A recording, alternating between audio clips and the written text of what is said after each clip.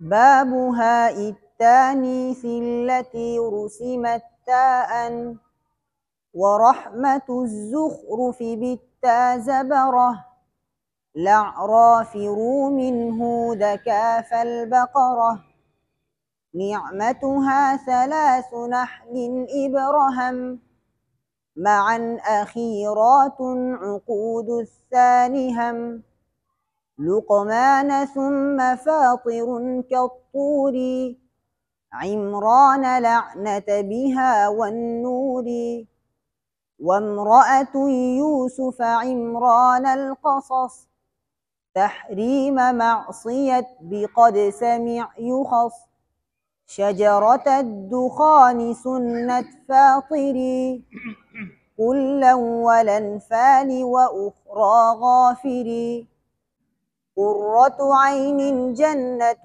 في وقعت فطرت بقيت وابنة وكلمة أوسط الأعراف وكل ما اختلف جمعا وفردا فيه بالتاء عرف. باب ہاء التانیث التی رسمت تا، جو لمبی تا لکھی گئی ہے. کون سی تا لکھی گئی ہے؟ رسمن لمبی تا، یعنی وہ تا تانیث جو لمبی تا لکھی گئی ہے رسم الخط میں، اس پر جو ہے نا کیا نام ہے یہ اس باب میں جو ہے نا بیان ہوگا. سب سے پہلے کہہ رہے ہیں ورحمت کی تا سورہ زخرف کے اندر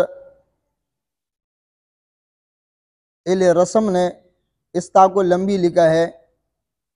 سورہ زخرف میں 2 مرتبہ آیا ہے، سورہ زخرف میں یہ 2 مرتبہ ہے، تو اس کو کیا لمبی لکھی ہے.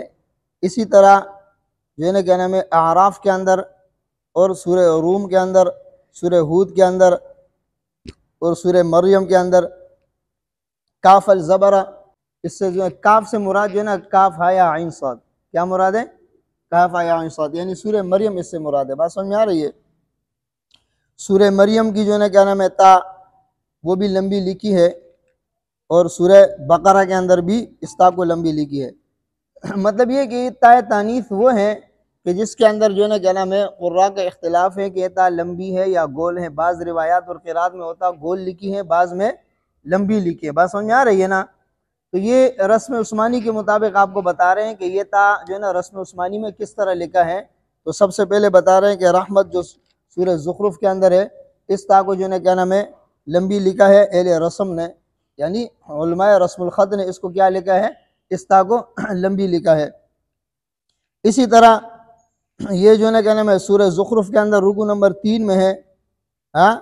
اسی طرح اعراف کے اندر جو ہے نا رکوع نمبر 7 میں ہے، سورہ روم کے اندر رکوع نمبر 5 میں ہے، سورہ ہود میں رکوع نمبر جو ہے نا کیا نام ہے 7 میں ہے، اور اسی طرح مریم کے اندر رکوع نمبر 1 میں اور بقرہ میں رکوع نمبر 27 میں ہے. بات سمجھ میں آ رہی ہے؟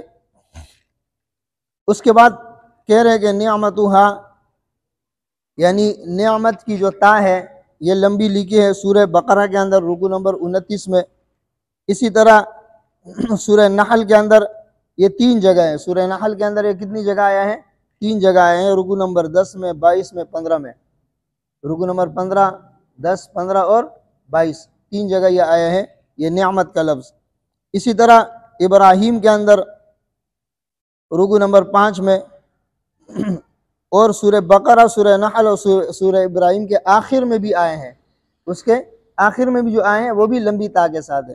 یہ ابراہم جو ہے نا کیا نام ہے انہوں نے ابراہم لکھا ہوا ہے، ابراہیم کو قراءتاً ابراہم بھی پڑھتے ہیں. بات سمجھ میں آ رہی ہے نا؟ ابراہیم کو ابراہم، قراءت ابن عامر شامی جو ہمارا جو قراءت ابھی شروع ہو رہا ہے اس کے اندر جو ہے نا کیا نام ہے ابراہیم کو کیا پڑھتے ہیں؟ ابراہم. بات سمجھ میں آئی ہے نا؟ تو ابراہم انہوں نے پڑھا. میں نے آپ کو شروع میں بتایا تھا کہ یہاں پر جو ہے نا کیا نام ہے علامہ جزری رحمۃ اللہ علیہ نے کسی ایک روایت یا کسی ایک قراءت کا لحاظ کرتے ہوئے یہ نہیں لکھا ہے، بلکہ تمام روایات اور تمام قراءات کے لحاظ کرتے ہوئے علامہ جزری نے جزری لکھی ہے. بات سمجھے نا؟ ان میں جو اشعار لکھے ہیں اس میں تمام روایت کا اور تمام قراءات کا لحاظ رکھتے ہوئے لکھے ہیں. بات سمجھے نا؟ تو ابراہم جو یہاں پر آیا ہے تو اس سے مراد کیا ہے؟ ابراہیم. دیگر روایت اور قراءات میں اس کو ابراہیم پڑھتے ہیں، امام ابن عامر شامی کے ہاں یہ کیا ہے؟ ابراہم. بات سمجھ میں آئے؟ اسی طرح لقمان کے اندر اچھا یہ ایک جو ہے کیا نام ہے سورہ مائدہ کے اندر بھی نعمت تا کے ساتھ ہے، سورہ مائدہ کے اندر بھی نعمت کیا ہے؟ تا کے ساتھ ہے، مائدہ رکوع نمبر 2 میں، صحیح ہے۔ آگے لقمان کے اندر، فاطر کے اندر نعمت، ہاں اسی طرح جو ہے نا طور کے اندر تا طویلہ کے ساتھ ہے، بات سمجھے نا۔ اور آل عمران میں بھی، ہاں اور نعمت لمبی تا آل عمران رکوع نمبر 6 اور سورہ نور رکوع نمبر 1 کے اندر، اس میں بھی جو ہے نا کیا نام ہے یہ تا کس طرح لکھی ہے؟ لمبی تا کے ساتھ، بات سمجھ میں آ رہی ہے۔ آگے وامرأۃ، یہ امرأت لمبی تا کے ساتھ لکھا ہے، ہاں سورہ یوسف کے اندر، سورہ یوسف میں 2 مرتبہ آیا ہے، رکوع نمبر 4 اور رکوع نمبر 7 کے اندر ہے، اور آل عمران میں رکوع نمبر 4 میں، قصص کے اندر رکوع نمبر 1 میں، تحریم کے اندر رکوع نمبر 2 میں یہ لمبی تا کے ساتھ لکھی ہے۔ کس کے ساتھ لکھی ہے؟ لمبی تا کے ساتھ۔ اور لفظ معصیت یہ لمبی تا کے ساتھ لکھی ہے، لیکن یہ سورہ مجادلہ میں خاص ہے۔ کس میں خاص ہے؟ مجادلہ میں۔ سورہ مجادلہ میں یہ جو ہے کہنے میں 2 جگہوں میں آیا ہے، سورہ مجادلہ میں 2 مرتبہ آیا ہے، اور اس کو جو ہے کہنے میں لمبی تا کے ساتھ لکھا ہے، صحیح ہے، رسم الخط میں، یعنی رسماً لمبی تا کے ساتھ ہے یہ۔ اسی طرح شجرت دخان کے اندر اور سنت تا لمبی تا کے ساتھ سورہ فاطر کے اندر، فاطر میں 3 مرتبہ آیا ہے، کتنی مرتبہ آیا ہے؟ 3 مرتبہ۔ اسی طرح انفال میں رکوع نمبر 5 میں ہے، اور سورہ غافر یعنی سورہ مومن کے اندر رکوع نمبر 9 کے اندر ہے، اور جو ہے کیا نام ہے آخر میں جو سنت ہے وہ لفظ بھی یہ لمبی تا کے ساتھ لکھا ہے۔ کس کے ساتھ لکھا ہے؟ لمبی تا کے ساتھ، یعنی سورہ فاطر کے آخر میں بھی ہے نا سنت، تو یہ کس کے ساتھ ہے؟ لمبی تا کے ساتھ لکھا گیا ہے، گول تا کے ساتھ نہیں ہے۔ قرۃ، لفظ قرۃ جو ہے کیا نام ہے عین سورہ قصص کے اندر ہے، قرۃ عین سورہ قصص میں ہے، اور اسی طرح جنت لمبی تا کے ساتھ سورہ واقعہ میں ہے، اور فطرت یہ لمبی تا کے ساتھ سورہ روم میں ہے، اور بقیت سورہ ہود کے اندر ہے لمبی تا کے ساتھ، ابنت مریم کے اندر ہے، اور کلمت اعراف کے اندر ہے، اعراف کے وسط میں، اعراف کے درمیان میں جو ہے وہ کیا ہے؟ کلمت لمبی تا کے ساتھ ہے، یعنی اعراف کے اندر، سورہ اعراف میں رکوع نمبر 16 کے اندر، رکوع نمبر 16 کے اندر جو ہے وہ کس کے ساتھ ہے؟ لمبی تا کے ساتھ، لفظ بقیت، سمجھا؟ اسی طرح یعنی وہ تمام کلمات جو قراءات کے اندر جمع یا مفرد لکھے ہوئے ہیں، جمع یا مفرد لکھے ہوئے ہیں، اور اس میں جو ہے کہنے میں اختلاف ہے، تو اس کی پہچان، اس کی کیا ہے؟ پہچان کریں۔ کس طرح کریں؟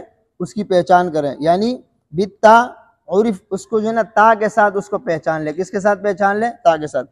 یہ جتنی بھی تا گزر گئی ہے نا، اس میں قراءات کا اختلاف ہے، جمع کی تا میں بھی اور مفرد کے تا میں بھی، اس کو لمبی لکھنا ہے یا گول لکھنا ہے، بات سمجھ میں آ رہی ہے؟ بعض قراءات کے اندر یہ گول ہے، بعض قراءات کے اندر لمبی ہے، تو یہاں پر انہوں نے جو لکھا ہے یہ لمبی تا کے ساتھ لکھا ہے، یعنی لمبی تا کے ساتھ آپ اس کو پہچان لیں۔ کس کے ساتھ آپ اس کو پہچان لیں؟ لمبی تا کے ساتھ، تو رسماً یہ جو ہے نا لمبی تا کے ساتھ انہوں نے لکھا ہے، بات سمجھ میں آئی؟